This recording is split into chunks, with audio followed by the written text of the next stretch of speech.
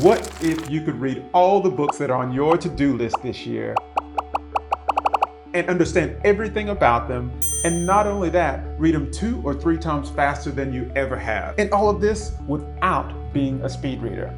Like most of us, I've always heard about the benefits of reading more books, including links to improved memory and cognitive function, as well as the other physical benefits like reduced stress, or even helping reduce the chance of Alzheimer's disease as we age. And not to mention the countless business people and celebrities that talk about reading as a key to success.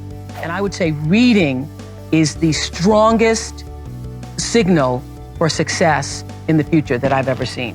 When you are a great reader, you can articulate and speak and command the English language in ways that other people cannot. And people think you're a lot smarter than you are, lots of times, because you're a great reader. But for me, and I imagine many of you, this superpower just seemed out of reach.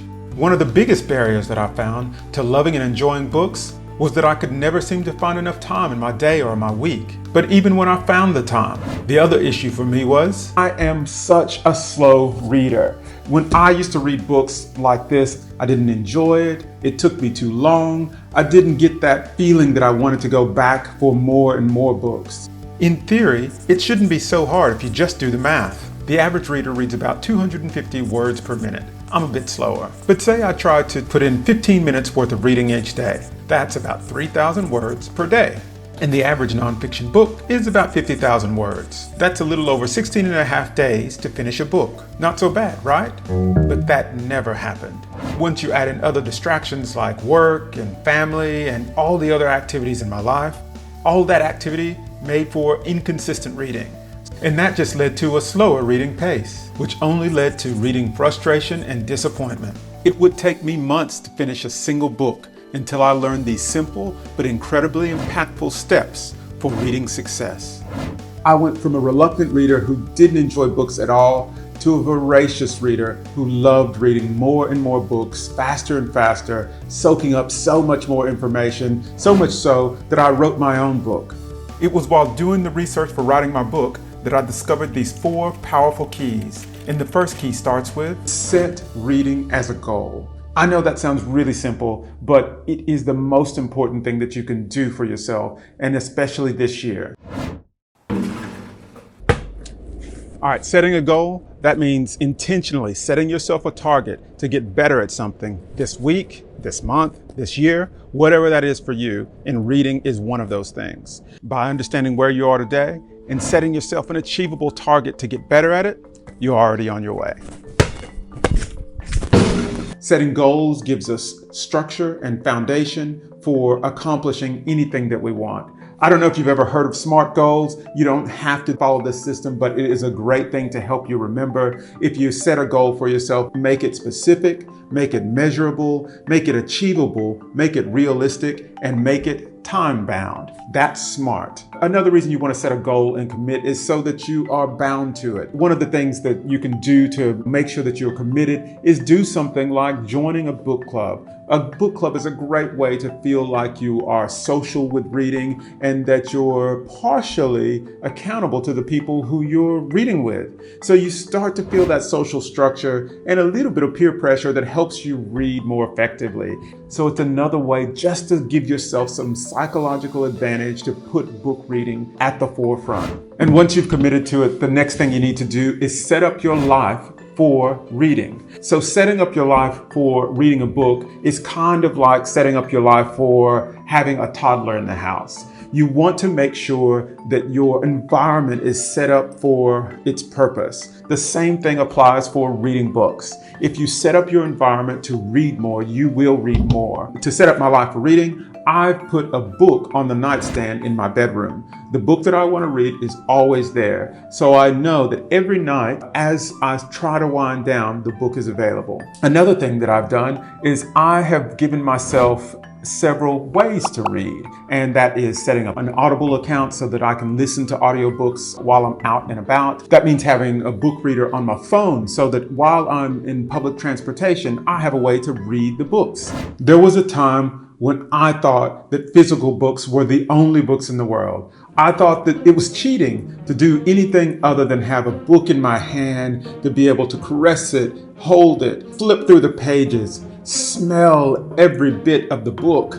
That's what I thought, and I was so wrong. Sometimes you need more modern, more convenient ways to read those books, and I promise you, you'll still enjoy it just as much, and in fact, some of you may enjoy it even more. The reading fits into your life so much more conveniently.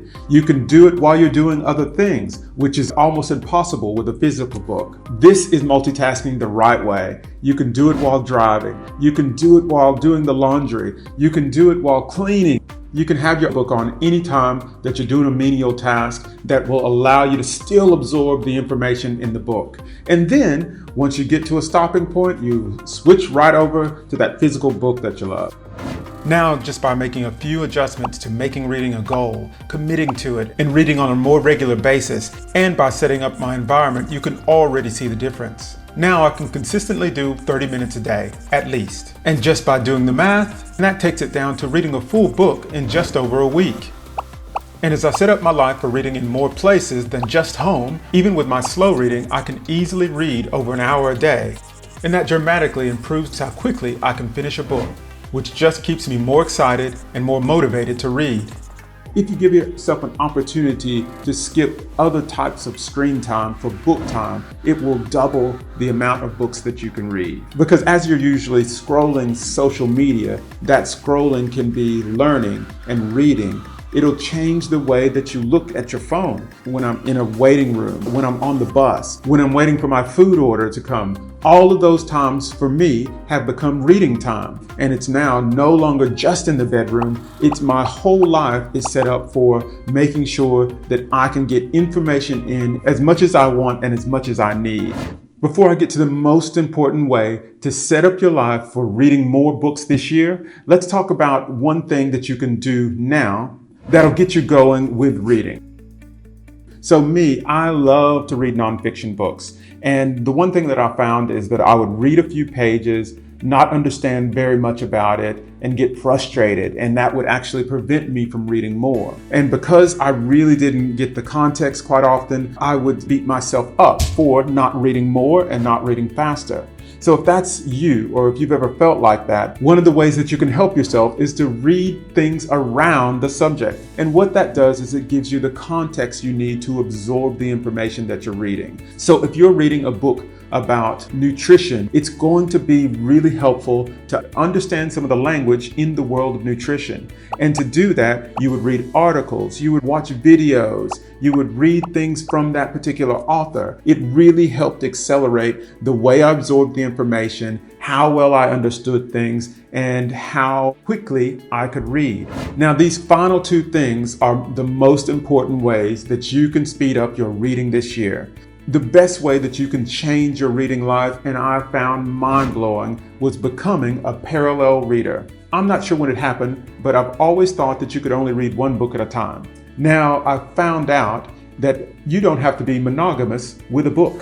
You can actually have multiple books on the go at the same time. Think about the way you watch television. You may be watching one series, but that doesn't mean that you don't watch any other television shows at all.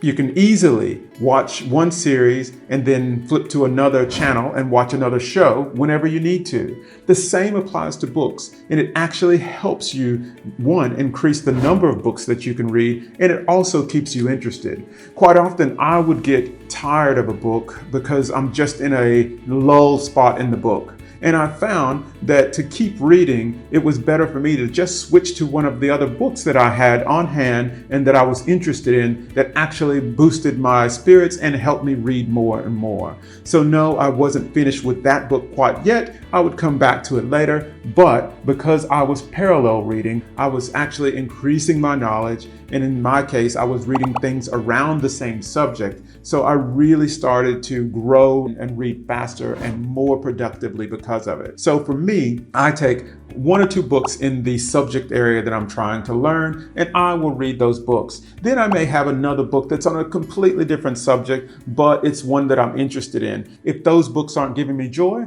I switch to the other book. I read the things that I'm most interested in at the time, and it makes reading so much more pleasurable, so much faster, and so much more productive in every way. The last and final way that you can speed up your reading for this year and make yourself a better, more effective reader is to drop it.